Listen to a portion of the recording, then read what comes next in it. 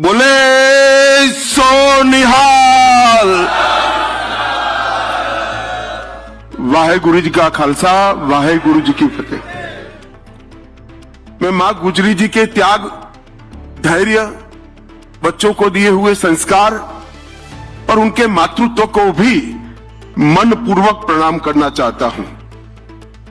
ये भारत के स्वतंत्रता के इतिहास में बहुत दर्दनाक महीना माना जाता है और जिन साहबजादों की बात करना चाहते हैं, बाबा जोरावर सिंह जिनकी उम्र सिर्फ 9 साल थी, वीर साहबजादों के प्रति, दसम पिता के प्रति शुक्राना व्यक्त करने के लिए आए हुए संगत के सभी भाइयों को मेरा प्रणाम, नमस्कार। आज एक इस प्रकार का कार्यक्रम है कि मन शोक से भी भर जाता है और गर्व की अनुभूति भी करता है। मैं अभी बाहर एक प्रदर्शनी देखकर आया।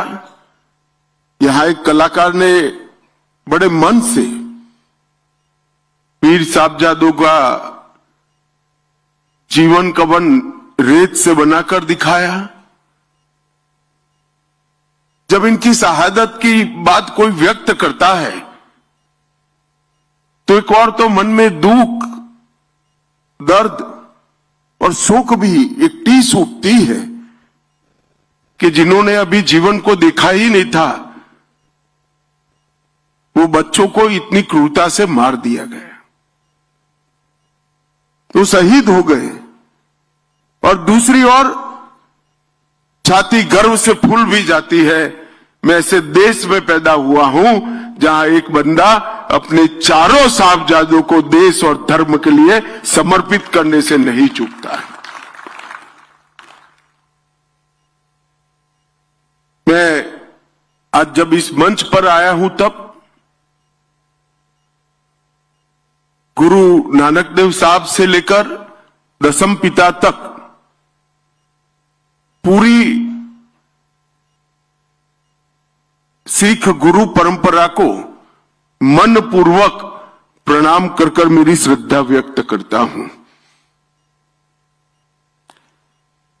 आज हम यहां पर एकत्रित हुए तब, और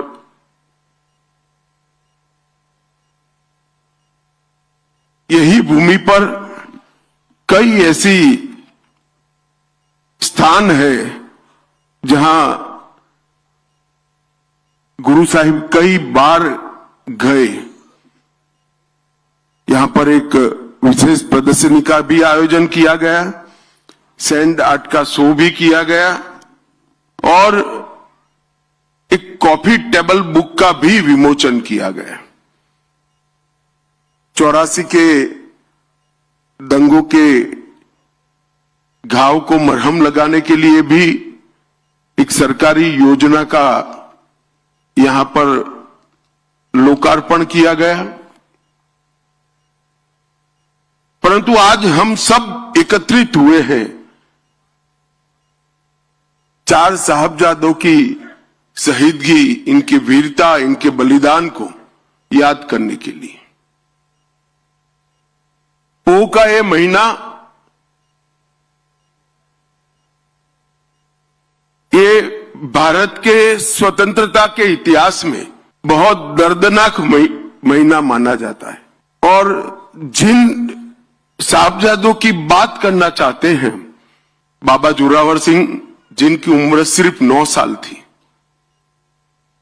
बाबा फतेह सिंह जिनकी उम्र सिर्फ 7 साल, उनको डराया गया, समझाया गया, लोभ दिए गए, मगर सिंह की तरह दहाड़ते हुए कोई लोभ में आए बगैर मृत्यु को पसंद किया, क्योंकि मैं इस पिता का बेटा हूं जो इस देश के लिए, इस देश का अपने धर्म के लिए कोई बलिदान देते हुए पीछे नहीं हटता है।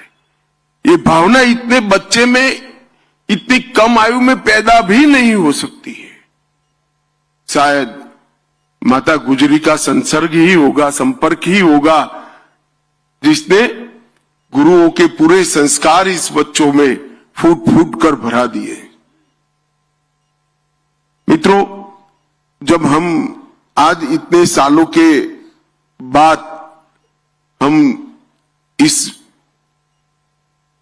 घटना का याद भी करते हैं तो रोंगटे खड़े हो जाते हैं। देश भर के युवाओं को, चाहे किसी भी प्रदेश में बसते हो, उसमें उनको दसम पिता का जीवन, कवन और साहबजादों की शहीदगी, ये बताना हम सबका राष्ट्रीय दायित्व है।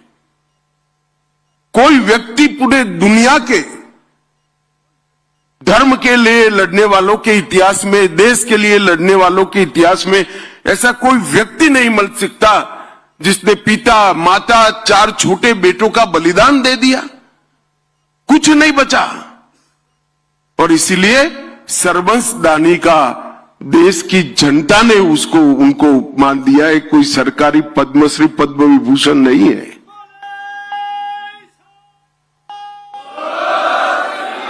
अपने पिता, अपनी माता, अपने 4 बच्चों का बलिदान करने के बाद भी लड़ाई को चालू रखा।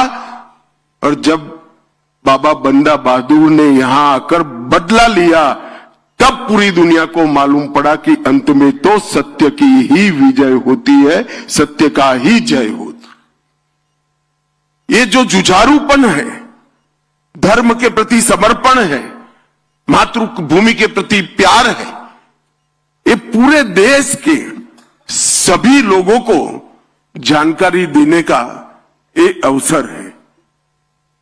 4 बेटे शहीद होने के बाद भी लड़ते रहना एक प्रकार से बहुत बड़ी बात है। मैं इसके पर बाद में आता हूं, मगर ये पूरी परंपरा जो बनी, सबसे पहले मुगल का आक्रमण हुआ बाबर के समय में। उस वक्त नानक देव जी महाराज थे। गुरु नानक देव जी ने भी इसका विरोध किया। तब से लेकर दसम पिता तक, गुरु गोविंद सिंह जी तक इसका लड़ना चालू रहा। और विधि का संयोग देखिए, बाबर आया तब नानक देव जी महाराज थे, और औरंगजेब समाप्त हुआ वही कालखंड में 5-10 साल आगे पीछे दसम पिता थे। तो मुगलों की समाप्ति भी 10 गुरुओं के कालखंड में ही हुई। और ये लंबी लड़ाई हर मोर्चे पर लड़ी गई। नानक देव जी के जीवन की 4 उदासियों को जो जानता है, और उदासियों का एक बार आप रूट देख लोगे, उनका मार्ग देख लोगे, तो कोई व्यक्ति पैदल चलकर धर्म के प्रचार के लिए यहां से काबा तक और यहां से कर्नाटक, तमिलनाडु तक कैसे जा सकता है? मगर चारों उदासियों में पूरे देश के अंदर अंधविश्वास का निराकरण कर अकाल पुरुष के प्रति श्रद्धा करने का काम गुरु नानक देव जी महाराज ने किया। पूरे भारत को एक सूत्र के अंदर पिरोने का काम नानक देव जी महाराज ने किया। अंगद देव जी आए तब नानक देव जी के सारे उपदेशों को, वाणी को गुरुमुखी में लिपिबद्ध करने का काम अंगद देव जी ने किया। पूरा जीवन गुरुवाणी का प्रचार करते रहे और गुरु परंपरा को संस्थागत किया, इंस्टीट्यूशनलाइज किया। और अंगद देव जी के ये योगदान को सिख धर्म और भारत दोनों कभी नहीं भूला पाएंगे। इन्होंने जो बोला गया था उसको शब्दों में ढालने का काम किया और लोगों तक पहुंचाने का काम किया। और तृतीय गुरु अमरदास जी जब आए, लंगर की शुरुआत की, लंगर को करीब करीब अनिवार्य बनाने का काम किया। और माताओं के सम्मान का विषय लेकर पूरे भारत के अंदर उन्होंने एक मजबूत संदेश भेजा कि अगर मां सुरक्षित नहीं है, मां सम्मानित नहीं है, तो कोई भी देश बच नहीं सकता। गुरु अर्जुन देव जी ने भी आदि ग्रंथ का संपादन किया। इसमें सिर्फ गुरुओं की वाणी नहीं, महाराष्ट्र के संत नामदेव, बंगाल के जयदेव, काशी के रामानंद जी, सभी धर्म के अलग अलग संतों फकीरों की वाणी को समाहित करने का उन्होंने काम किया। और इसीलिए सिख धर्म को कहा जाता है कि एक ही धर्म का धर्म पुस्तक ऐसा है जो गुरु ग्रंथ साहब की रचना अंत में हुई। इसमें सिर्फ गुरुओं की वाणी नहीं है, कई सारे महापुरुषों की वाणी को अंदर समाहित करने का काम किया।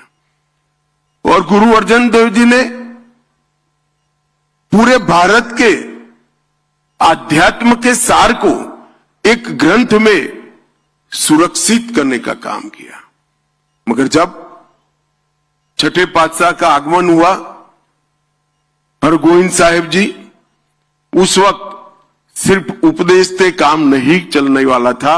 मीरी और पीरी की कल्पना छठे पातशाह ने रखी कि धर्म की, भक्ति की ध्वजा ऊंची रहेगी, मगर सुरक्षा की ध्वजा भी साथ में रहनी पड़ेगी।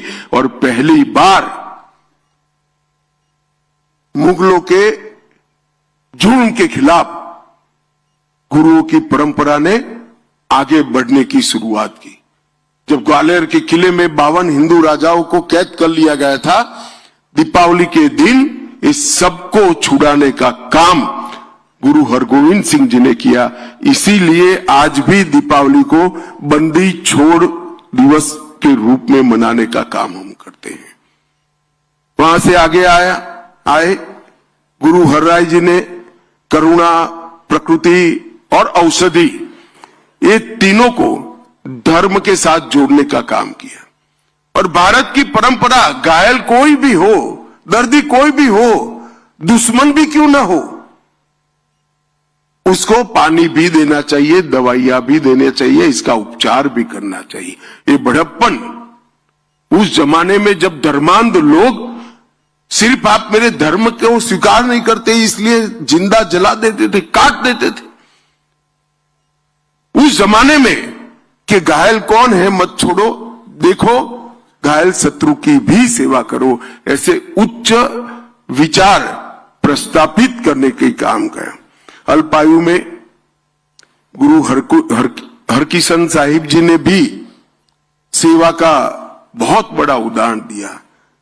चेचक महामारी के समय प्राणों की परवाह करे बगैर दिल्ली और इर्द गिर्द के इलाकों में सेवा की एक बहुत बड़ी परंपरा उन्होंने स्थापित की। और फिर आता है हिंदी चादर नवम गुरु। मैं कई बार मेरे मत क्षेत्र में गुजरात में भी कहा हूं, अगर गुरु तेग बहादुर न होते तो हम कोई हिंदू न होते, कोई सिख नहीं होता, पूरा भारत समाप्त हो गया होता। इस देश पर नवम गुरु के जो उपकार है वो 5000 साल के बाद भी इसका शुक्राना अदा नहीं हो सकता, कोई भूल नहीं सकता।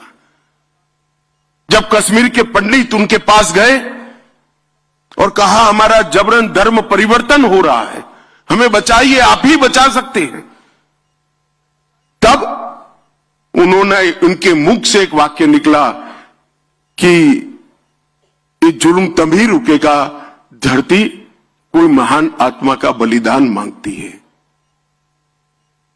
और मित्रों, उसी वक्त कहते हैं ना, पूत के लक्षण पालने से, उसी वक्त 8 साल का बालक गोविंद राय, दशम पिता, पास में खड़े थे। उन्होंने एक क्षण का भी विचार करे बगैर कहा कि आपसे महान कौन हो सकता है, अगर बलिदान देना है तो आपको ही देना चाहिए।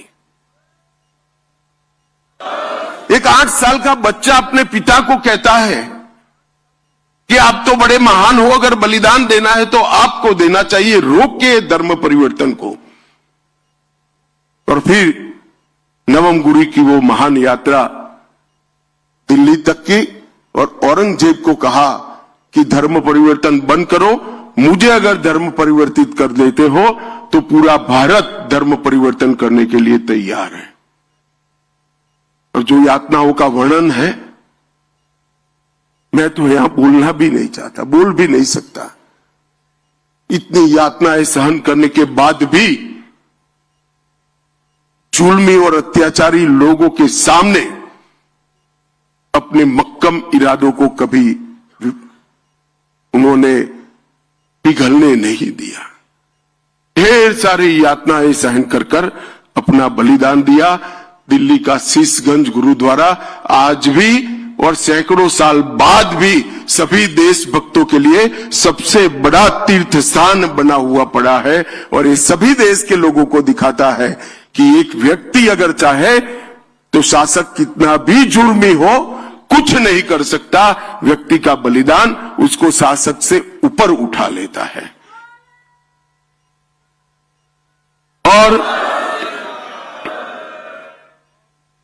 तिलक और जनेऊ इसकी रक्षा के लिए, हिंदुओं की रक्षा के लिए, स्वधर्म की रक्षा के लिए उन्होंने अपना बलिदान दिया।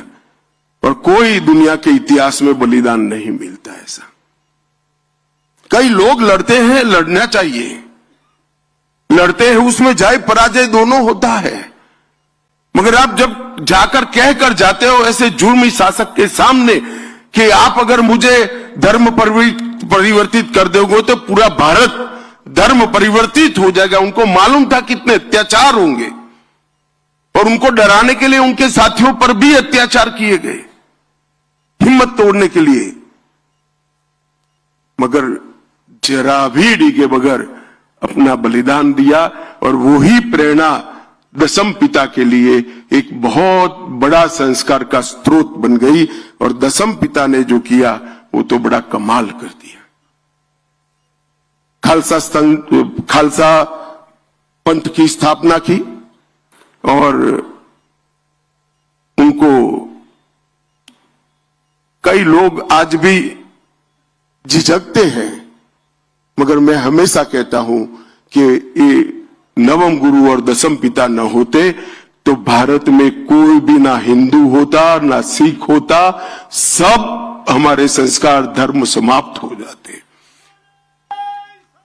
और इसीलिए उनको हिंद की चादर कहते हैं। उनको पंजाब की चादर नहीं कहा, उनको हिंद की चादर कहा गया। पूरे इतने विशाल देश के सभी धर्मों की रक्षा के लिए उन्होंने अपना बलिदान दिया। और दशम पिता के जीवन को तो कौन भूल सकता है। इतनी कम आयु का जीवन, इतना विद्वान व्यक्ति, फारसी भी बोल सकते थे, ब्रज भाषा भी बोल सकते थे, संस्कृत बचपन से सीखे थे, गुरुमुखी में कई ग्रंथों की रचना की, लगभग 7 भाषाओं को अच्छे तरीके से वो जानते भी थे और बोल सकते थे। बहुत अच्छे कवि थे, बहुत अच्छे घुड़सवार थे।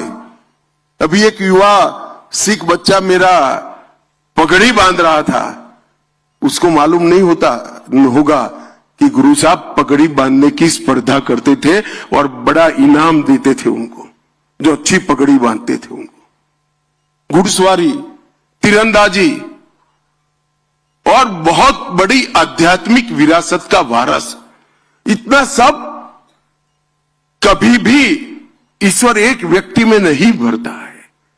तभी भरता है जब ये युग पुरुष होना होता है। इसीलिए दशम पिता में सारी चीजें एक साथ फूट फूट कर भरी थी। वीरता और बलिदान 2 अलग गुण हैं। कई वीर होते हैं, इनमें बलिदान का गुण नहीं होता है। वीर होते हैं, दुनिया में सबसे बड़े वीर के वीर भी देखे गए हैं, मगर बलिदान का गुण नहीं होता है, समर्पण का गुण नहीं होता है। दशम पिता में वीरता भी थी और बलिदान भी थी। वो भी लड़े, कभी हार नहीं स्वीकार करी, मगर जब दो बेटे चमकौर साहिब में लड़ने के लिए बाहर निकलने के लिए तैयार हुए, उन्होंने जरा भी दया माया दिखाए बगैर हंसते हंसते कहा, सब जा रहे हैं, तुझे भी जाना चाहिए। और वो भी कोई लड़ने की उम्र नहीं थी, मगर दोनों बेटे को, और युद्ध का परिणाम तो तय था। कच्ची घड़ी के अंदर बैठे थे, चारों ओर समंदर जैसी सेना थी, युद्ध में क्या परिणाम आना था? शहीदगी ही आनी थी। इतने विचक्षण योद्धा को ये मालूम नहीं था क्या? उसको मालूम था, मगर उसने कहा कि धर्म के लिए अगर बलिदान की जरूरत है तो मेरे घर से शुरुआत होनी चाहिए, मेरे साहबजादों ने शुरुआत करनी चाहिए। और दोनों साहबजादे वहां पर शहीद हो गए। हिमालय की तरह अड़िग रहकर लड़े। भूख, प्यास, भय, संख्या की विषमता, ये सब होने के बावजूद भी लड़े। और बाबा अजीत सिंह जी और बाबा जुझार सिंह जी 18 साल और 14 साल, 14 साल के बाबा जुझार सिंह जी जब गए तो मुगल भी दांतों में उंगली दबाकर देख गए कि किस मिट्टी से गुरु गोविंद सिंह जी बने हैं। अपने बेटे को, 14 साल के बेटे को यहां लड़ने भेज दिया। और मित्रों, ये बहुत बड़ी बलिदान के संस्कार को सालों तक आगे ले जाने वाला ये पल था। और जब दोनों बेटे जिंदा दीवार में चुन लिए गए और वो पिता के मन में कोई भाव नहीं होंगे ऐसा नहीं है, मगर उन्होंने इस भाव को कभी ऊपर नहीं आने दिया। और दोनों बेटे दीवार में चुनवा लिए गए और जुर्म और धर्मांधता की एक प्रकार से इंतहा का उदाहरण मुगलों ने दुनिया ने के सामने रखा। और मुझे तो आज भी वो पल की मैं थोड़ा रिवाइंड कैसेट चलाकर दिमाग में सोचता हूं कि माता गुजरी ने पगड़ी ढंग की बांधकर बच्चों को वहां भेजा होगा। वो मां के हृदय पर क्या गुजरी होगी, अपने पोतों को वहां भेजना और इतनी बहादुरी से भेजना कि तुम गुरु गोविंद सिंह जी के बेटे हो, कहीं झुकना मत, डरना मत, धर्म के लिए अड़िग रहना। वो संस्कार बहुत कम लोग अपने बच्चों को दे पाते हैं। मित्रों, जब उनको समाचार मिला कि चारों साहबजादे शहीद हो गए हैं और एक मां ने इनके सामने सवालिया नजर से पूछा कि अब क्या, मेरा तो कोई बेटा ही नहीं बचा, तब ये महान आदमी के मुंह से ऐसे ही निकल गया, चार मुए तो क्या हुआ, जीवित कई हजार। ये बहुत बड़ा मन चाहिए साहब, बहुत बड़ा मन चाहिए। और आज हम सब दशम पिता को श्रद्धा से देखते हैं और आज दशम पिता का वाक्य भी सही हो गया, जुर्म करने वाले तो चले गए, आज उनके हजारों लाखों करोड़ों बेटे धर्म के लिए लड़ने के लिए तैयार खड़े हैं, मातृभूमि के लिए लड़ने के लिए तैयार खड़े हैं। और ये गुरु गोविंद सिंह जी के मन से निकला हुआ वाक्य था, ये कोई भाषण नहीं था। जब अपनी पत्नी हिसाब मांगती है कि मेरे बेटों का क्या हुआ भाई, अब मैं किसको बेटा कहूंगी, तब मन से निकला वो वाक्य थे, चार मुए तो क्या हुआ, जीवित कई हजार। ये वाक्य दशम पिता के मुंह से ही निकल सकता है। जीवन में कभी पराजय को स्वीकारा नहीं, अंत समय तक लड़ते रहे और फौलादी इरादों से एक बहुत बड़ी ताकत को चैलेंज दिया। और मैं निश्चित रूप से मानता हूं कि दसम पिता ने लिखा हुआ वो पत्र औरंगजेब को अपने मृत्यु की अंतिम घड़ी में भी याद होगा और इसने उसके ईश्वर से जरूर माफी मांगी होगी। इतना नैतिक ताकत, इतनी बड़ी शहादत के बाद आना, ये बहुत बड़ी बात है।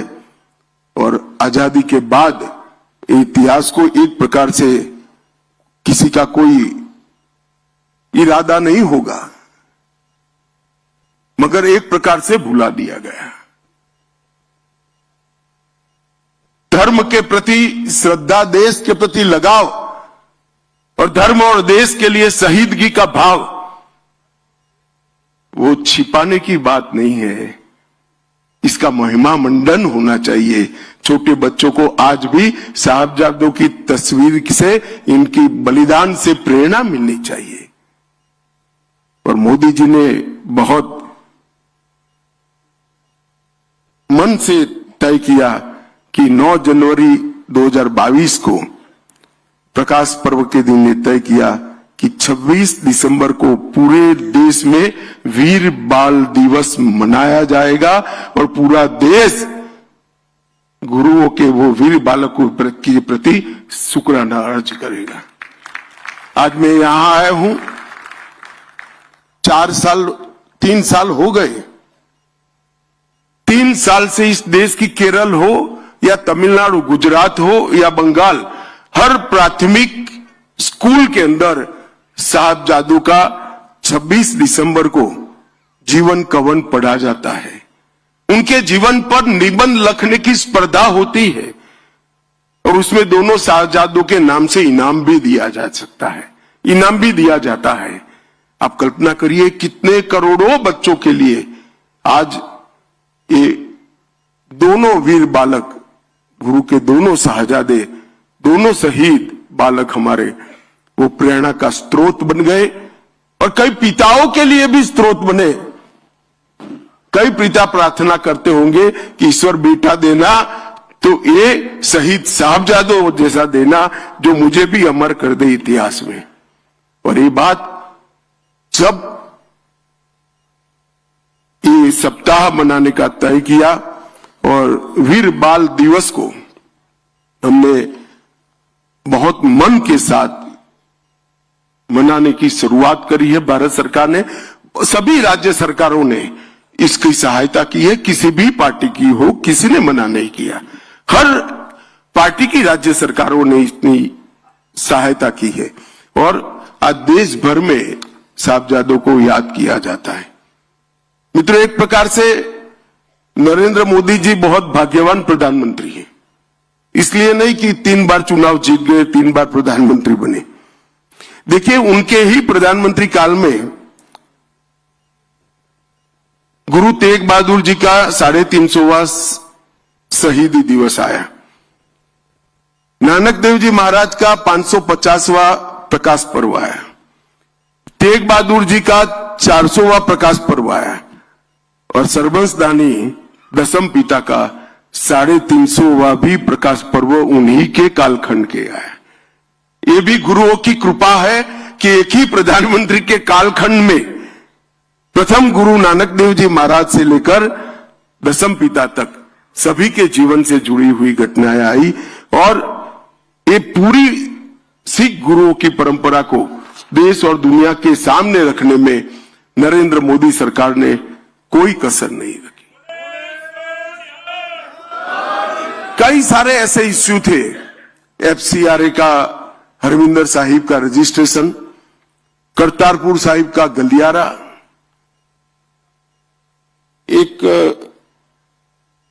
इसके साथ साथ 3 दशक के बाद सिख दंगों के जितने भी पीड़ित है वो केसों को रीओपन कर जिन्होंने गुनाह किया था उनको जेल के पीछे डालने का काम किया।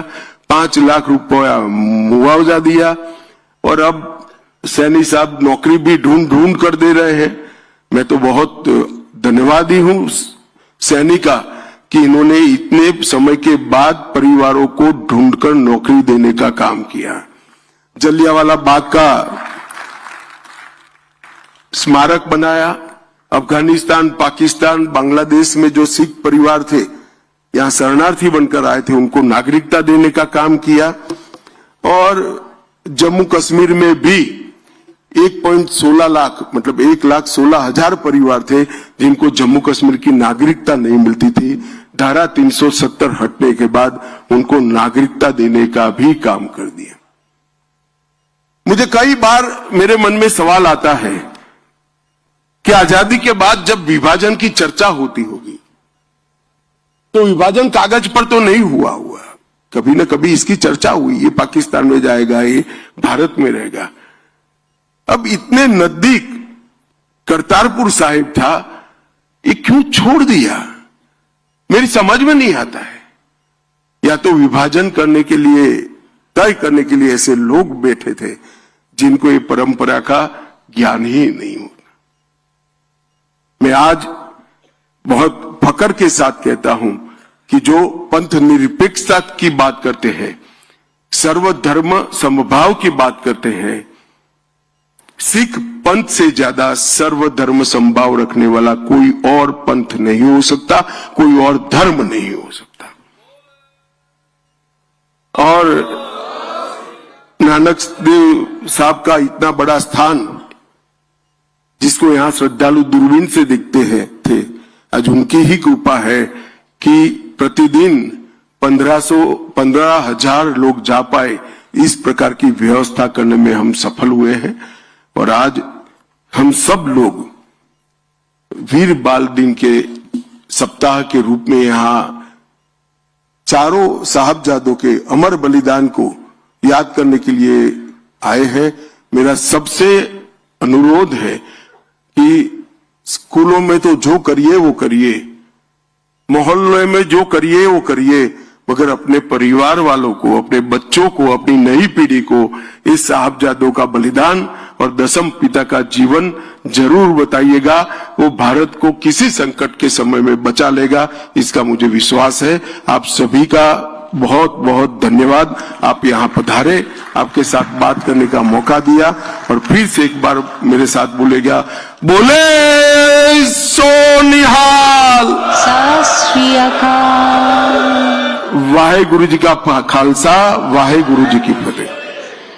बहुत ही भावनात्मक इतिहास के बारे में चर्चा। गृह मंत्री साहब, आपको एक चीज और मैं जरूर बताना चाहूंगी। आपने सैनी साहब को बहुत ही, मुझे लगता है कि ये बहुत जरूरी होता है कि हम उनको